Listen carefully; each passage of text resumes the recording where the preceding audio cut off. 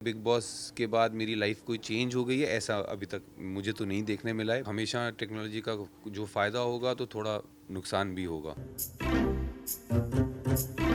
तो मेरे साथ है रणवीर शौरी। और रणवीर, गुड न्यूज़ ये है कि खोसला का घोंसला वापस रिलीज़ हो रही है।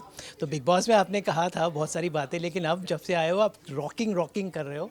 तो rocking news for you, how exciting is this नहीं, न्यू सवाल न्यू न्यूज़। आई मीन एक रीबूट हो गया है करियर, क्योंकि मैं आपको 2000 से जानता हूँ। I remember the same. अभी वही एनर्जी आपके करियर में मुझे नज़र आ रही है जो उस वक्त मैंने देखी थी 2000 में, जब चैनल भी में आप काम करते थे।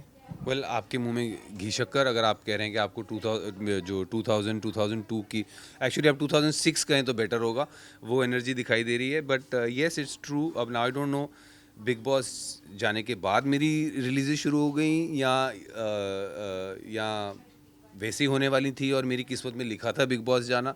आई don't know, anybody's guess is as good as mine, but the fact is yes, जब से मैं बिग बॉस से बाहर आया हूँ, पहले शेखर होम रिलीज़ हुई, I was really happy about that. फिर और एक और फिल्म गोधरा रिलीज़ हुई, फिर सिग्नेचर अनुपम जी की जो फिल्म थी जिसमें मेरा कैमियो है जी Z5 पे, वो हुई। अब खोसला का घोंसला री रिलीज़ हो रही है सिनेमाघरों में 18 अक्टूबर को। सो जितने खोसला लवर्स हैं हमारी तरह, प्लीज़ जाके सिनेमाघरों में जाके देखें फिल्म। जो नई जनरेशन है जिन्होंने खोसला देखी नहीं है उनको मौका मिलेगा to see the film in theatres. You get to experience it with a whole bunch of your family and friends. Believe me, the experience is something else.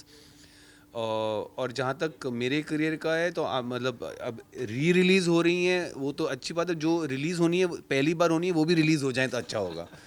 हो जाएगा। ये बताएं कि जब ये फिल्म बहुत इंपॉर्टेंट थी आपके करियर के लिए, जी बिकॉज जो कैरेक्टर था आपका था आज तक, मतलब it just touched on Delhi का वो लड़का, द राइट स्वैग। आजकल तो बहुत OTT पे आने लगे हैं इस तरह के Delhi based, but it was the first time we saw a very very rustic Delhi का लौंडा टाइप कैरेक्टर। सो कैसे उस कैरेक्टर में कि actually you are a Bombay kid, तो जी। कैसे उसकी स्किन में घुसे और वो क्रिएट किया? नहीं, I grew up in Bombay, but Delhi मेरा आना जाना रहता था। मेरे मामा वहाँ रहते हैं, so I used to go to Delhi almost every year. So ये टाइप जो है I was familiar to me, but due credit to Jaideep Sahni's fabulous script, to Dibakar Banerjee's amazing vision. He was very clear about what each character is doing in the film. The company was great, having experienced and senior actors like Anupam ji, Baman on set. That helped a lot. और बाकी beginners luck भी आप बोल सकते हैं, because I was just starting off my career at that time and just manage to do the right thing in the right film.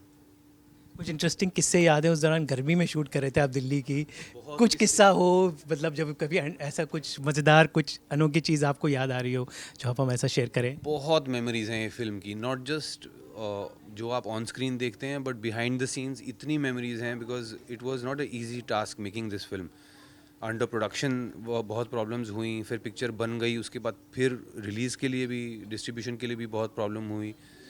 But जो incidents हैं, जो मेमोरीज हैं, वो आज भी मेरे दिमाग में विविडली मुझे याद हैं। हम लोग जो टेंट लगा होता था घर के फ्रंट पोर्च, फ्रंट यार्ड में टेंट लगा होता था, जो वेटिंग एरिया था एक्टर्स का। और वैनिटी वैन्स वहाँ ज़्यादा वहाँ पे देवर नॉट, वहीं बैठते थे सारे पंखे कूलर लगा के। और Anupam ji, due credit to him, not just as lead actor but even he almost like a father figure, he saw the film through even when the film was going through problems. He kept us motivated, kept us together, kept pushing for the release, all of us together. And वहाँ बैठ के हम लोग games खेलते थे, word building, डम charades, और भी तरह तरह की गेम्स खेलते थे। And Anupam ji used to lead this, to keep us motivated and engaged. और बाकी मैंने आपको बोल ही दिया कि जो स्क्रिप्ट थी और डायरेक्टर तो फैबुलस थे ही।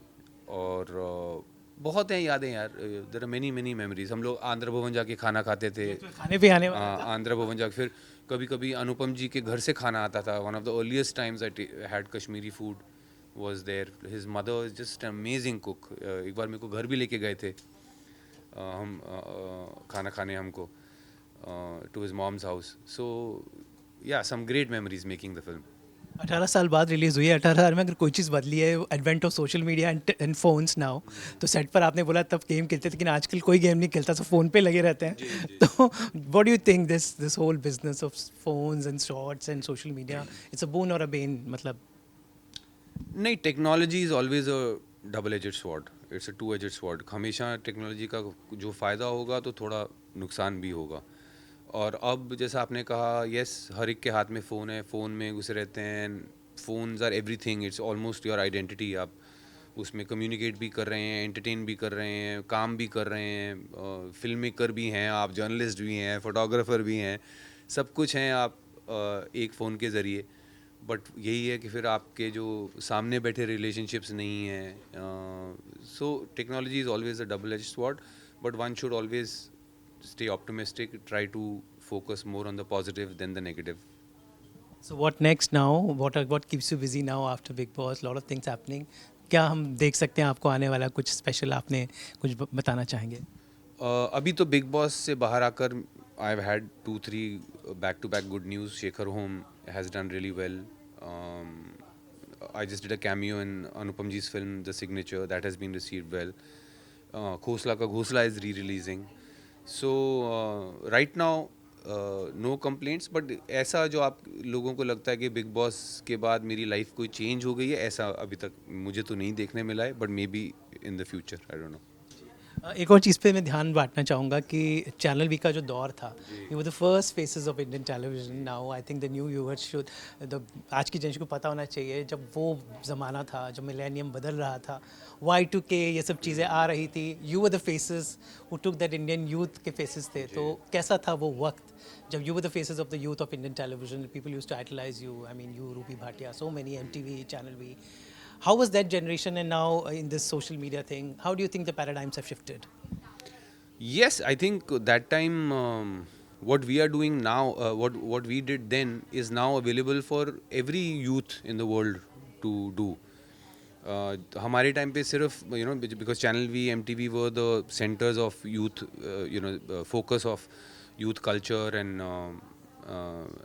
And youth lifestyle. और अब इंटरनेट से वही चीज़ एक्सप्लोड हो गई है और डेमोक्रेटाइज हो गई है हर एक के हाथ में. Everybody has the ability to be their own VJ, be present their own life. In fact I have also now started being active on my YouTube channel, producing, making content for that.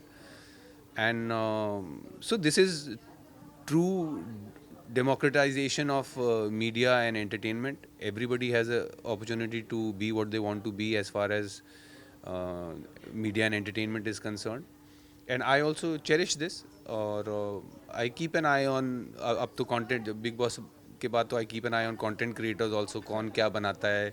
पहले मेरा इतना awareness नहीं था, but now I keep an eye on Insta, on YouTube, X, Facebook, कौन content creators क्या बना रहे हैं, and I hope to contribute there also.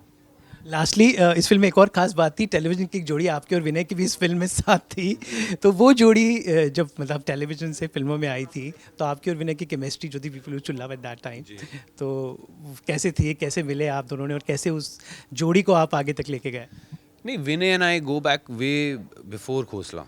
Vinay and I started together in 97, 98. We met on Channel V, the show called House Arrest.